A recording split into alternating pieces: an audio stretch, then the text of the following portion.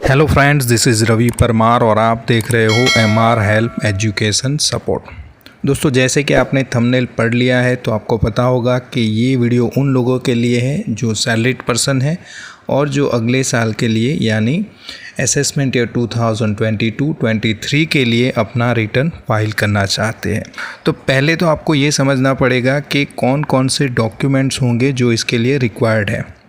तो पहला तो आपके पास पैन कार्ड होना चाहिए, आधार कार्ड होना चाहिए, फॉर्म 16 होना चाहिए, बैंक स्टेटमेंट्स होना चाहिए, आपकी कुछ लोन और इन्वेस्टमेंट की डिटेल्स होनी चाहिए और आपके पास लॉगिन पासवर्ड भी होना चाहिए। तो हर एक के बारे में भी हम वीडियो में आगे आपको एक्सप्लेन करेंगे। जहाँ तक बात है फॉर्म 16 की, तो वो ज़्यादातर आपके एम्प्लॉयर आपको प्रोवाइड करते हैं। अदरवाइज़ कोई केसेस में आपको फॉर्म 16 नहीं मिला है या किसी वजह से वो रुका हुआ है तो भी आप अपना रिटर्न कैसे फ़ाइल करोगे वो भी ये वीडियो में आपको समझाया जाएगा। और जहाँ तक बात है लॉगिन पासवर्ड की, तो जब भी आप इनकम टैक्स की साइट पे रजिस्ट्रेशन करते हो तो वहीं पे आपको लॉगिन पासवर्ड जनरेट करना होता है और फिर वो पासवर्ड को आप हर बार के लिए ई फाइलिंग के लिए यूज़ करना है। जहाँ तक बात है लॉगिन आईडी की, तो वो रहेगा आपका पैन नंबर। तो चलिए पहले हम समझते हैं कि फॉर्म 16 कैसा होता है और वो कैसा नज़र आता है। तो यहाँ पे आप देख सकते हो कि फॉर्म 16 का पार्ट बी नज़र आ रहा है। जहाँ तक बात है पार्ट ए की, तो पार्ट ए में आपका जो भी TDS वगैरह कटा होगा उसकी डिटेल होती है। पार्ट बी में आपको एक कंप्यूटेशन नज़र आती है, लेकिन कंप्यूटेशन के ऊपर जैसे कि आप स्क्रीन पे देख रहे हो कई चीज़ें बताई जाती है, जैसे आपका एम्प्लॉयर का एड्रेस क्या है, आपका एड्रेस क्या है, एम्प्लॉयर का टेन नंबर क्या है, आपका पैन नंबर क्या है, किस साल के लिए ये आपको फॉर्म 16 दिया गया है, हर एक चीज़ यहाँ पे आपको नज़र आती है। देन पूरे कंप्यूटेशन में आपको नज़र आएगा कि आपकी कितनी ग्रॉस सैलरी बनती है और ये ग्रॉस सैलरी का ब्रेकअप क्या है, मींस आपको सैलरी और अलाउंसेस कितने मिले हैं, परक्विजिट कितने मिले हैं, profit in lieu of salary कितना है, तो वो सारी चीज़ें यहाँ पे बताई जाती है। साथ ही साथ कुछ जो डिडक्शन होते हैं जो आपको क्लेम करने हैं वो भी इसके अंदर बताए जाते हैं। तो जो लोग के पास फॉर्म 16 अगर अवेल है तो उनको इनकम टैक्स रिटर्न फाइल करने में ज़्यादा दिक्कत नहीं होती है, लेकिन जिनके पास नहीं है तो भी कैसे फ़ाइल करेंगे वो भी मैं आपको ये वीडियो में बताऊँगा। कई केसेस में ऐसा भी होता है कि फॉर्म 16 आपके पास होता है लेकिन आपने कुछ इन्वेस्टमेंट्स या कुछ सेविंग्स आपने लेटर ऑन की है, जो डिटेल आपने HR को प्रोवाइड नहीं की है, तो वो वाले केस में भी आपके लिए ये वीडियो इम्पोर्टेंट है कि आपको ज़रूर से ये वीडियो पूरा देखना चाहिए। चलिए, फॉर्म 16 में ही एक पार्ट जुड़ा हुआ होता है, वो है फॉर्म नंबर 12BA। उसके अंदर आपने जो भी परक्विजिट्स वगैरह लेके रखे हुए हैं उनकी डिटेल होती है। जैसे आपका एम्प्लॉयर कई बार आपको मॉनेटरी प्रोविज़न के अलावा आपको आपको सैलरी जो पैसे मिलते हैं वो देते हैं, उसके अलावा कुछ फैसिलिटीज़ यूज़ करने के लिए, जैसे लैपटॉप यूज़ करते हो, कंपनी की कार यूज़ करते हो, कंपनी का कोई प्लेस है जहाँ पे आप रहते हो, ओके, तो वो सारी चीज़ें आपको 12BA में बताई जाती है जो टैक्सेबल रहती है। चलिए अब समझते हैं कि आपको रिटर्न फाइल करना है तो वो रिटर्न आप फाइल कैसे करोगे। तो उसके लिए आपको इनकम टैक्स का जो पोर्टल है उसके ऊपर आना पड़ेगा, जिसकी लिंक मैं आपको डिस्क्रिप्शन में दे दूंगा। वहाँ से आप सीधे इनकम टैक्स के पोर्टल पे जा सकते हो। वहाँ पे सिंपली आपको एक ऑप्शन मिलेगा इंडिविजुअल एंड HUF का, उसके अंदर सैलरी एम्प्लॉय वाला जो ऑप्शन है उसके अंदर return forms applicable to me, ये वाला जो ऑप्शन है वो आपको गो थ्रू करना है। उसके अंदर जो भी डिटेल है वो आपको पढ़नी है, क्योंकि कुछ नए अपडेट अगर हुए होंगे तो आपको वहाँ से पता चल जाएगा। चलिए उसके अंदर आप सीधा ही जाओगे तो वहाँ पे आपको जो भी फॉर्म है आपके लिए एप्लीकेबल, जैसे ITR 1, 2, 3, तो हर एक तरह के फॉर्म रहते हैं, तो कौन सा फॉर्म आपके लिए एप्लीकेबल है। जहाँ तक बात है सैलरीड पर्सन की, तो वो ज़्यादातर ITR 1 या ITR 2 फाइल करते हैं। जहाँ तक बात है ITR 1 की, तो उसे सहज भी बोला जाता है, और सहज इसलिए क्योंकि वो सिंपल सा होता है। तो अगर आपकी सैलरी या पेंशन से इनकम है, फिर हाउस प्रॉपर्टी की कोई इनकम अर्न कर रहे हो, मीन्स आपका घर कोई भाड़े पे दिया है और इससे इनकम अर्न कर रहे हो, देन अदर सोर्सेज की भी आपकी इनकम है अदर देन सैलरी और हाउस प्रॉपर्टी की इनकम को छोड़ के आपकी कोई इनकम है, जैसे समझ लीजिए आप कोई एजेंट की तरह काम करते हो तो कुछ कमीशंस वगैरह मिलती है, या फिर ये भी हो सकता है कि आप ट्यूशन क्लासेस वगैरह करवाते हो अपने मीन्स जॉब टाइम को छोड़ के दूसरे को टाइम पे, फिर कुछ एफडी वगैरह करवा के रखी है तो उसका इंटरेस्ट मिल रहा है, सेविंग बैंक में से भी आपको इंटरेस्ट मिल रहा है। तो ऐसी जो इनकम होती है, कमीशन, ब्रोकरेज, इंटरेस्ट वगैरह, वो सारी अदर सोर्सेज की इनकम बोली जाती है। तो वैसी कोई इनकम है और ये सारी इनकम को जोड़ के आपकी ग्रॉस टोटल इनकम 50 लाख तक बनती है, तो वो वाले केस में आपको ITR 1 फाइल करना है। और ये सारी इनकम को जोड़ के आपकी इनकम 50 लाख से ज़्यादा बनती है तो वो वाले केस में आपको ITR 2 फाइल करना है। हालांकि ITR 2 के लिए और भी क्राइटेरिया है, लेकिन उसके बारे में अब हम ये वीडियो में बात नहीं करेंगे, उसके बारे में किसी और वीडियो में बात करेंगे। चलिए, 5,000 तक की आपकी एग्रीकल्चर इनकम है तो वो वाले केस में भी आपको ये रिटर्न फाइल करना है, ITR 1 फाइल करना है। ओके, मीन्स ये फॉर्म आपके लिए एप्लीकेबल है। और कुछ और भी डिटेल है जो आप स्क्रीन पे पढ़ सकते हो। तो ये वाले पेज पे आपको ITR 1, ITR 2, ITR 3 किन के लिए एप्लीकेबल है, ITR 4, तो सारी डिटेल दी जाएगी। फॉर्म्स आपको नज़र आएंगे किन के लिए एप्लीकेबल है। देन वहीं पे थोड़ा नीचे आओगे तो आपको बताया जा रहा है कि अगर आपकी एज 60 से बिलो है, मीन्स आप 60 साल से कम एज है आपकी, तो वो वाले केस में आपको अपने टैक्स की कंप्यूटेशन कैसे करनी है, टैक्स का मीन्स कैसे अपना टैक्स ढूंढोगे कि मेरी इतनी इनकम है तो कितना टैक्स बनेगा। तो उसके लिए आपको यहाँ पे टैक्स स्लैब भी दिए गए हैं। जो एग्जिस्टिंग टैक्स स्लैब है वो भी आपको बताया गया है, और नया जो रेजीम है जिसके according means under section 115 BAC के अकॉर्डिंग आपको कैसे टैक्स कैलकुलेट करना है, तो वो सारी चीज़ें आपको यहाँ पे नज़र आ जाएगी। थोड़ा नीचे जाओगे तो अगर 60 प्लस है आपकी एज या 80 से कम है तो वो वाले केस में आपको कैसे कैलकुलेशन करना है।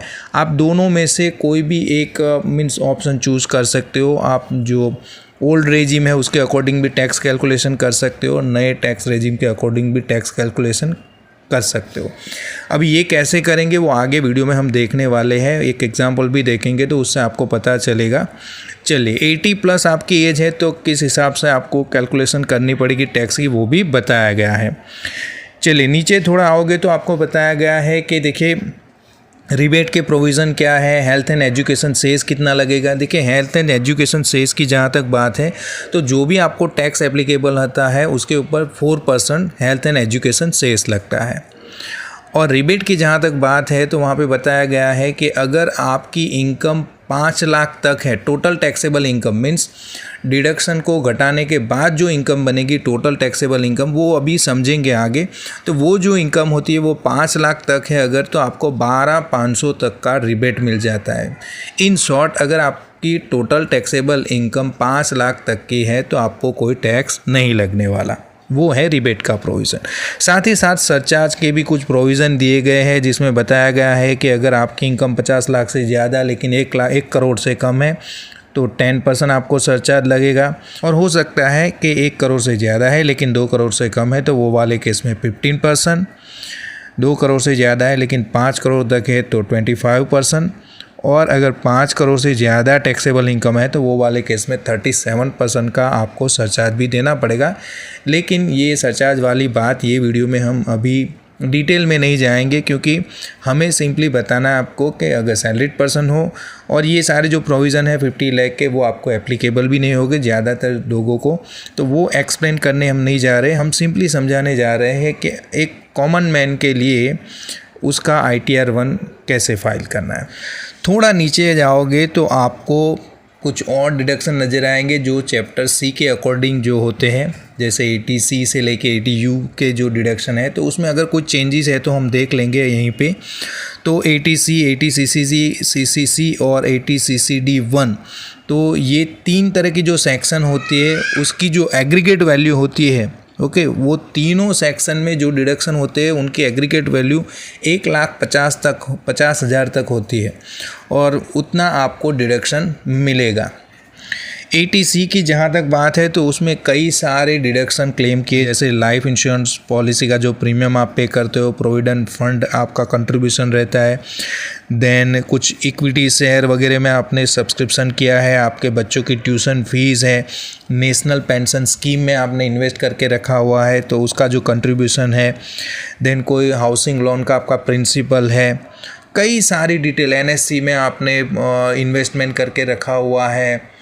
तो SIP ले रखी है, म्यूचुअल फंड ले रखा है, तो वो सारे जो भी इन्वेस्टमेंट हो गए वो 80C में कवर होते हैं। प्लस 80CCC में अगर कोई एन्युटी प्लान लिया है आपने गवर्नमेंट रिकॉग्नाइज कोई कंपनी से या फिर प्राइवेट कंपनी से, तो वो एन्युटी प्लान का आपको 80CCC में रिडक्शन मिलेगा। और 80CCD1 में आपने नेशनल पेंशन स्कीम या अटल पेंशन योजना, कुछ भी बोलो, उसमें आपने इन्वेस्ट किया होगा, तो उसका भी आपको 80CCD1 में आपकी जो भी basic salary plus DNS allowance होगा उसका 10% का डिडक्शन यहाँ पे मिल जाएगा। तो ये तीनों सेक्शन को जोड़ के 1.5 लाख की लिमिट होनी चाहिए। उससे ज़्यादा अगर आपने इन्वेस्टमेंट कर रखे है तो उसका डिडक्शन आपको यहाँ पे नहीं मिलेगा। जहाँ तक बात है NPS की, तो NPS के लिए ये भी बताया गया है कि आप CCD1 में तो आप उसका डिडक्शन क्लेम करोगे, लेकिन साथ ही साथ CCD1B में आप एडिशनल 50,000 तक का डिडक्शन क्लेम कर पाओगे। मीन्स समझ लीजिए कि आपने 1 लाख का इन्वेस्टमेंट किया था NPS में, तो आपको पहले तो ये 50,000 एडिशनल डिडक्शन है वो क्लेम कर लेना है। ओके, बाकी के जो 50,000 बचते हैं, तो आपने जो इन्वेस्टमेंट किया था वो 1 लाख का था। अभी देखा जाएगा कि आपकी सैलरी कितनी है, आपकी बेसिक सैलरी और DNS अलाउंस कितना है, वो दोनों को जोड़ के जो वैल्यू बनेगी पूरे साल की, उसका 10% ही आप 80CCD1 में क्लेम कर पाओगे। और वहाँ पे भी एक लिमिट है 1,50,000 की। ओके, तो वो देख के आपको चलना है, अदरवाइज़ 50,000 तो आपको सीधे ही 80CCD1B में क्लेम कर लेने हैं। जहाँ तक बात है CCD2 की, तो अगर आपका एम्प्लॉयर NPS के लिए कंट्रीब्यूट कर रहा है आपके अकाउंट में, ओके, तो अगर वो गवर्नमेंट एम्प्लॉय होगा और वो स्टेट गवर्नमेंट एम्प्लॉय होगा, तो वो वाले केस में बेसिक सैलरी का 10% आपको डिडक्शन क्लेम कर सकते हैं। और जहाँ तक बात है सेंट्रल गवर्नमेंट एम्प्लॉय की, तो वो 14% अपनी बेसिक प्लस DNS जो भी अलाउंस होगा उस यहाँ पे क्लेम कर पाएगा। वो ये सारी चीज़ें आपको फॉर्म 16 में नज़र आएगी। अगर फॉर्म 16 नहीं है आपके पास तो क्या करना है वो अभी मैं बता ही रहा हूँ आपको। अगर आपने हेल्थ इंश्योरेंस लेके रखा हुआ है, उसका प्रीमियम पे करते हो, तो यहाँ पे बताया गया है कि अगर आपकी एज 60 से बिलो है, मीन्स आप सीनियर सिटीजन नहीं हो, तो वो वाले केस में आप जो भी प्रीमियम पे कर रहे हो वो 25,000 तक आप डिडक्शन क्लेम कर सकते हो। अगर आपकी एज 60 से ज़्यादा है, मीन्स आप सीनियर सिटीजन हो, तो वो वाले केस में आपने जो भी प्रीमियम पे किया है वो प्रीमियम पे आप 50,000 तक का डिडक्शन क्लेम कर सकते हो। जहाँ तक बात है प्रिवेंटिव हेल्थ चेकअप की, तो वो 5,000 तक का मिलता है, लेकिन ये 25,000 या 50,000 की जो वैल्यू होती है उसी के अंदर इंक्लूड होता है, तो वो एडिशनली नहीं मिलता है।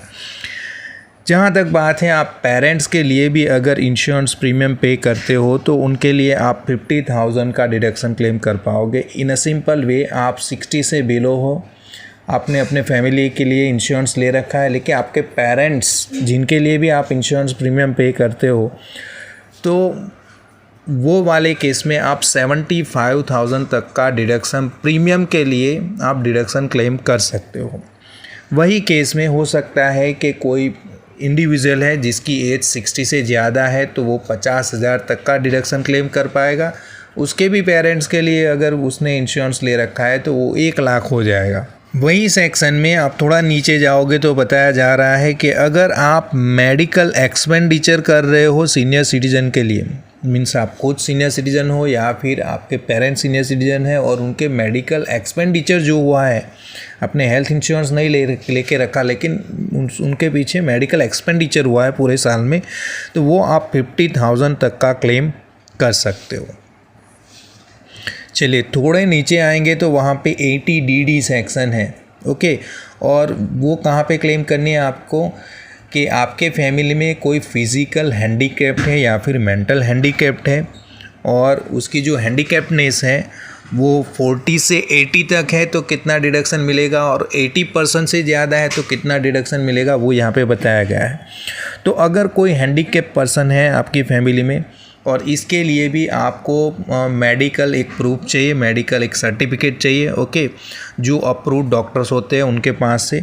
तो अगर ये आप एलिजिबल हो इसके लिए, मीन्स कोई हैंडीकैप पर्सन है जिसकी जो डिसेबिलिटी लेवल है वो 40% से ज़्यादा हो के 80% तक है तो आपको 75,000 तक का फ्लैट डिडक्शन मिल जाएगा। जितना भी आपने खर्च किया होगा उनके मेंटेनेंस के पीछे या फिर उनकी मेडिकल कंडीशन को लेके जो खर्च किया होगा वो नहीं देखना है, आपको फ्लैट 75,000 तक का डिडक्शन मिल जाएगा। जहाँ तक बात है डिसेबिलिटी लेवल 80% से ज़्यादा होगा तो वो वाले केस में आप 1,25,000 तक का डिडक्शन क्लेम कर पाओगे। कुछ बीमारियां हैं जैसे उसमें कैंसर समझ लीजिए, किडनी की कोई बीमारी, तो ऐसी सीरियस जो बीमारियां होती हैं उसके लिए आपको 40,000 या फिर 1,00,000 का एज द केस में भी आपको डिडक्शन मिल सकता है। चलिए ATE की जहाँ तक बात है तो वो एजुकेशन लोन के लिए होती है। अगर आपने एजुकेशन लोन लेके रखी हो और उसके लिए आप इंटरेस्ट पे कर रहे हो तो जो भी इंटरेस्ट होगा वो टोटल इंटरेस्ट आप डिडक्शन के तौर पे क्लेम कर सकते हो। चलिए बात करेंगे नीचे ATE बता रहा है। EE होता है ख़ास तौर पे होम लोन। फर्स्ट टाइम अगर आपने होम लोन ली है ओके और वो लोन सैंक्शन हुई है 1 अप्रैल 2016 से लेके 31 मार्च 2017 तक सैंक्शन हुई है तो वो वाले केस में उसके इंटरेस्ट पे आप 50,000 का डिडक्शन क्लेम कर सकते हो। और ये 50,000 24B जो था हाउस प्रॉपर्टी का उसके ऊपर लिया जा सकता है। मीन्स ऐसे केस में आप समझ लीजिए सेल्फ ऑक्यूपाइड प्रॉपर्टी है तो 2 लाख तक का इंटरेस्ट आप 24B में क्लेम कर सकते हो और एडिशनल 50,000 यहाँ पे भी आप क्लेम कर सकते हो अगर इतना इंटरेस्ट पे करते हो तो। ATEE के बारे में अगर बात करें तो वो बताता है कि अगर आपने 1 अप्रैल 2019 से लेके 31 मार्च 2022 तक आपने कोई होम लोन ले रखी है जिसे अफोर्डेबल हाउसिंग लोन भी कहा जाता है तो आपको 1,50,000 तक की डिडक्शन मिलेगी, इंटरेस्ट पे डिडक्शन मिलेगी। और ये भी 24B के ऊपर आप ले सकते हो। मीन्स 24B को भी अगर जोड़ ले तो ये आपकी डिडक्शन इंटरेस्ट की हो जाती है 3.5 लाख।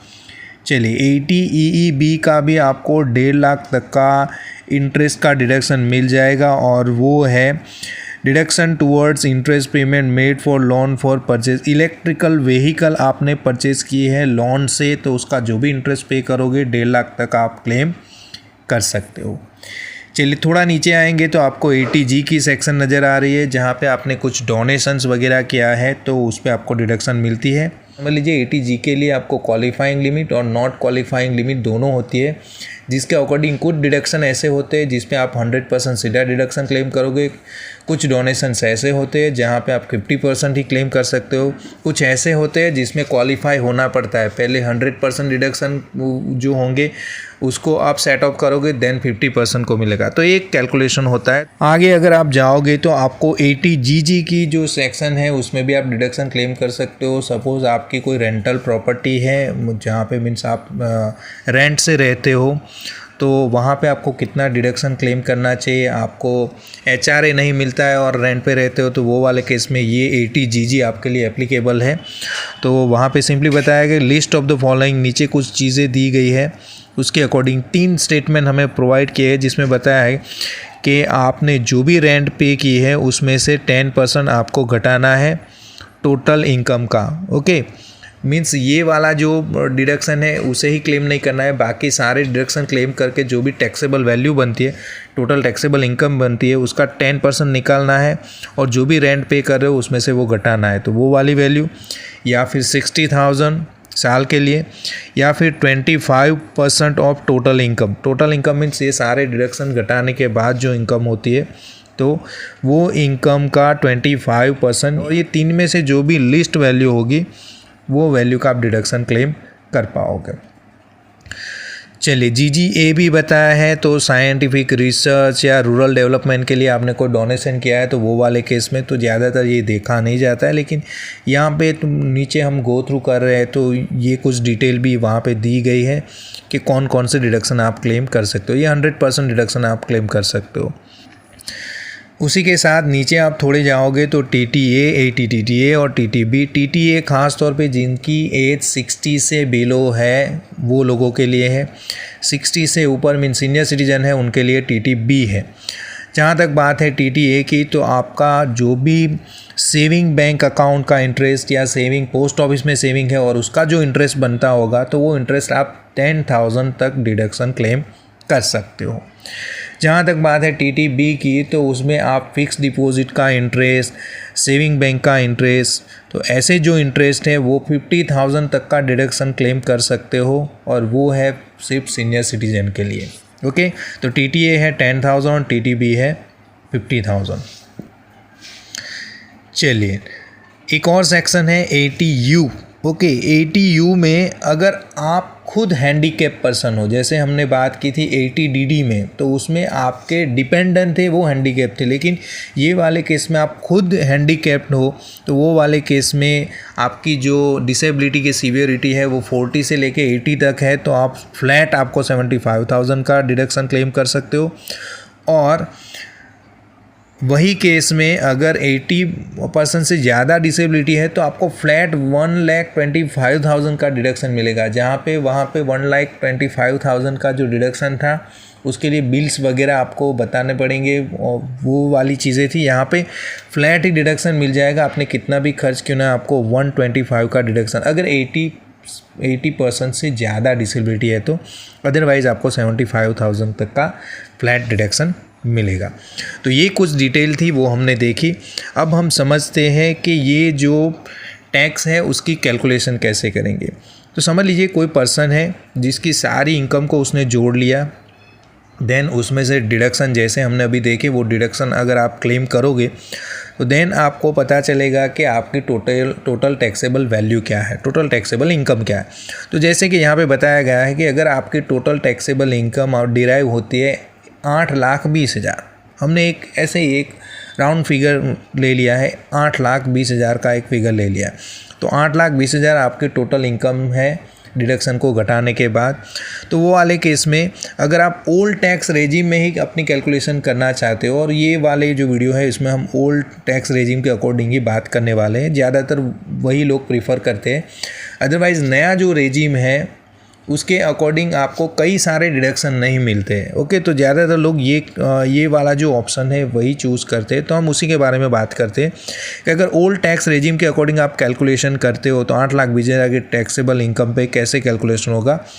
तो 2.5 लाख की आपकी जो इनकम है वो तो उसके ऊपर कोई टैक्स नहीं है, तो वो जीरो हो जाएगा। देन 2.5 लाख से 5 लाख तक की इनकम की बात करें तो वो बनती है 2,50,000। 2,50,000 का 5% निकालेंगे तो वो हो जाएगा 12,500। देन 5 लाख से ज़्यादा आपकी इनकम है 8-20 तक, तो 5 लाख से 10 लाख तक आपको 20% है, तो उसके हिसाब से 5 लाख से अगर 8,20,000 कैलकुलेट करेंगे तो 3,20,000 हो जाता है, और 3,20,000 का 20% निकालेंगे तो वो हो जाएगा 64,000।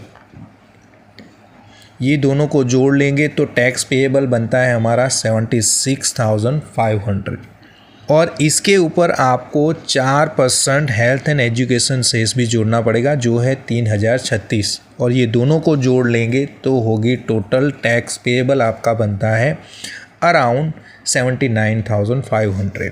ओके, तो इतना कुछ टैक्स बनता है, और ये एग्जांपल जो लिया गया है वो आपकी एज 60 से बेलो है ऐसा समझ के लिया गया।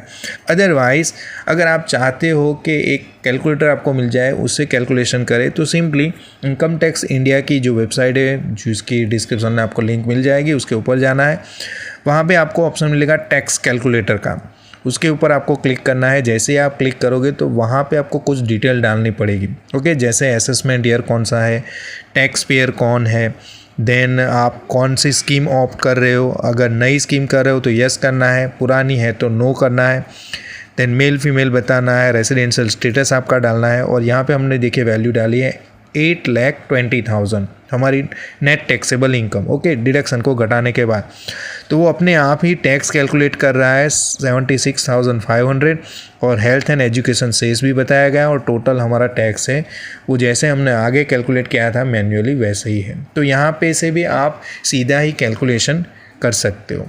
और ये वेबसाइट पे आपको कई और फीचर भी मिल जाएंगे, जैसे पैन कार्ड को लेके कुछ चीज़ें जाननी है, इनकम जैसे अभी मैं बात कर रहा था, salary income, house property income, capital gain income, business profession या अदर सोर्सेज की इनकम, तो उसकी भी डिटेल आप यहाँ पे देख सकते हो।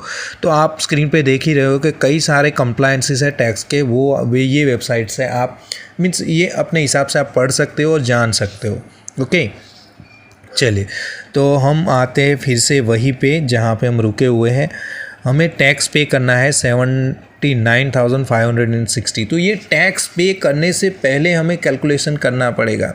अब हमें पता चल गया कि हमें 80,000 समथिंग मीन्स 80,000 के अराउंड टैक्स पे करना है। तो अब पहले हमें टैक्स पे करना पड़ेगा, उसके बाद आपको रिटर्न फाइल करना है, क्योंकि जब आप रिटर्न फाइल करोगे तो आपको टैक्स की डिटेल देनी पड़ती है कि कौन सा चलन नंबर था, BSR कोड कौन सा था। तो वो टैक्स पे करोगे तो एक PDF जनरेट होगा टैक्स पे करने पे, उसके अंदर ये detail means income tax return के वक्त वो डिटेल आपको डालनी पड़ेगी। तो पहले हम टैक्स पे करेंगे, तो उसके लिए पहले तो आपको जो पोर्टल है इनकम टैक्स ई फाइलिंग का, उसके ऊपर जाना है। वहाँ पे होम पेज पे ही आपको ई पे टैक्स का ऑप्शन मिल जाएगा, वहाँ पे आपको क्लिक करना है। जैसे क्लिक करोगे तो एक मैसेज, एक डिस्क्लेमर नज़र आएगा जिसको आपको सिंपली कंटिन्यू करना है। जैसे कंटिन्यू करोगे तो दूसरी एक वेबसाइट पे आप जाओगे और वहाँ पे आपको चलन नंबर 280, ओके, चलन नंबर 280 पिक करना है और उसे वहाँ पे मीन्स प्रोसीड पे क्लिक करना है।